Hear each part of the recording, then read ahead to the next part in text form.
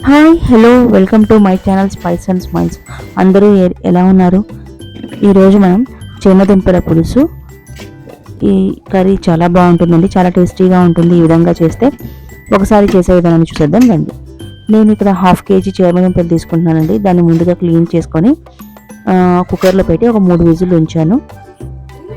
అవి బాగా ఉడికిన తర్వాత ప్రెషర్ అంతా పోయిన తర్వాత కుక్కర్ మూత తీసి ఆ పై తొక్కులన్నీ తీసేసి వాటిని పక్కన పెట్టుకుంటున్నాను.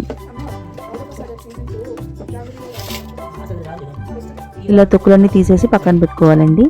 పెద్ద పెద్ద ముక్కలు ఉంటే చిన్న ముక్కలుగా ఒక 2 ముక్కలుగా కట్ చేసి పక్కన పెట్టుకోండి.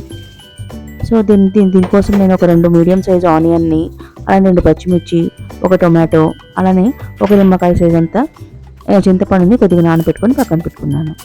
ఇప్పుడు గిన్నెలో ఆయిల్ వేసి అది బాగా హీట్ ఎక్కిన తర్వాత పోపు వేసేసి ఆవాలు, పచ్చిశనగపప్పు, జీలకర్ర, అలానే ఎండుమిర్చి, కరివేపాకు ఇవన్నీ వేసి అవి బాగా వేగిన తర్వాత మనం కట్ చేసి పెట్టుకున్న ఆనియన్, పచ్చిమిర్చి వేసేసి మిక్స్ చేసేసేయండి.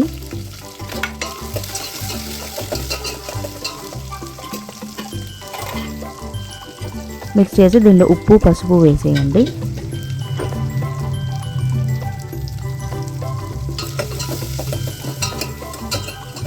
మూత పెట్టి కొద్దిగా ఆనియన్ మగ్గేదాకా ఉంచండి. ఇలా ఆనియన్ మగ్గిన తర్వాత మనము పీల్ తీసి పక్కన పెట్టుకున్న చేమదుంపల్ని కూడా వేసేసి మిక్స్ చేసేయండి. మిక్స్ చేసి టొమాటో కూడా వేసేసి మిక్స్ చేసేసేయండి.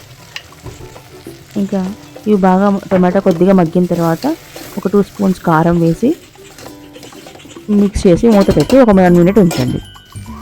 ఆ తర్వాత మనము చింతపండు నానబెట్టుకుని ఉన్నాం కదండి, దాన్ని కూడా వాటర్ అంతా స్క్వీజ్ చేసేసి ఓన్లీ వాటర్ మాత్రం పోసేయండి.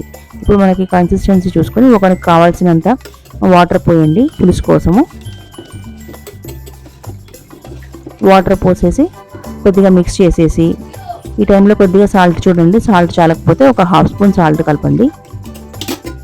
ఇలా కలిపేసి అవి హై ఫ్లేమ్లో పెట్టి ఉంచండి. అవి బాగా మరుగుతూ ఉండాలండి. ఒక 10 to 15 మినిట్స్ అవి బాగా మరగనివ్వండి. అవి బాగా మరిగిన తర్వాత ఒక 2 స్పూన్స్ ధనియాల పొడి వేసేసి మిక్స్ చేసి ఇంకా ఒక 5 మినిట్స్ 10 మినిట్స్ అలా బాగా మరగనివ్వండి. కొద్దిగా పులుసు గుత్తపడిన తర్వాత అంటే కన్సిస్టెన్సీ బాగా దగ్గరికి వచ్చిన తర్వాత ఇంకా మనము కొత్తిమీర వేసేసి స్టవ్ ఆపేసేయండి. ఈ విధంగా చేమదుంపల పులుసు రెడీ అవుతుందండి. అన్నంలోకి చాలా టేస్టీగా ఉంటుంది. ఈసారి ఈ విధంగా తయారు చేసి ఎలా ఉందో తప్పకుండా నాతో షేర్ చేయండి. ఈ వీడియో నచ్చితే తప్పకుండా లైక్ చేయండి, షేర్ చేయండి. ఉంటాను, బాయ్.